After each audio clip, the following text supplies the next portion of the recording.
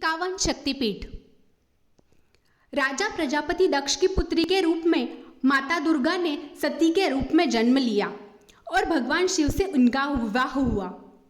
एक बार मुनियों के एक समूह ने यज्ञ आयोजित किया। यज्ञ में सभी देवताओं को बुलाया गया था। जब राजा दक्ष आए तो सभी लोग खड़े हो गए, लेकिन भगवान शिव खड़े नहीं हुए। भगवान शिव दक्ष के दामाद थे। यह देखकर राजा दक्ष बेहद क्रोधित हुए। अपने इस अपमान का बदला लेने के लिए सती के पिता राजा प्रजापति दक्ष ने भी एक यज्ञ करवाया।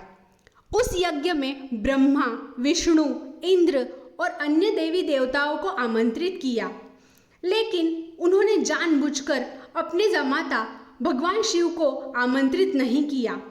सती को पता चला कि उनके पिता के यहाँ यज्ञ हो रहा है, लेकिन उन्हें निमंत्रित नहीं किया गया है। यह जानकर वे क्रोधित हो उठी। जब सती अपने पिता के घर जाने लगी तब भगवान शिव ने उन्हें समझाया, लेकिन वह नहीं मानी, तो प्रभु ने स्वयं जाने से इनकार कर दिया। शंकर जी के रोकने पर भी जिद कर सती यज्ञ में शामिल होने चली गई। यज्ञ स्थल पर सती ने अपने पिता दक्ष से शंकर जी को आमंत्रित न करने का कारण पूछा और पिता से उग्र विरोध प्रकट किया। इस पर दक्ष भगवान शंकर के बारे में सती के सामने ही अपमानजनक बातें करने लगे। इस अपमान से पीड़ित सती ने यज्ञ कुंड में कूदकर अपनी प्राणाहुति दे दी। भगवान शंकर को जब यह पता चला तो वो क्रोध से उनका तीसरा नेत्र खुल गया। ब्रह्मांड में प्रलय व हाहाकार मच गया। शिव जी के आदेश पर वीरभद्र ने दक्ष का सिर काट दिया।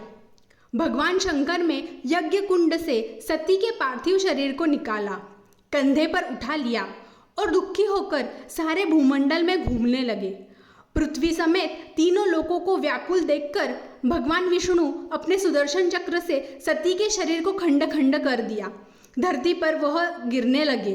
शास्त्रों के अनुसार इस प्रकार जहाँ जहाँ सती के अंग के टुकड़े, उनके वस्त्र या आभूषण गिरे, वहाँ वहाँ शक्तिपीठ का उदय हुआ।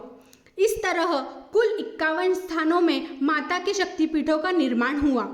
अगले जन्म में सती ने राजा हिमालय के घर पार्वती के रूप में जन्म लिया और घोर तपस्या कर शिव जी को पति के रूप में पुनः प्राप्त किया। चलिए साथियों, अपने इस प्यारे से सफ़र को फटाफट लाइक, शेयर और सब्सक्राइब कीजिए। Thank you.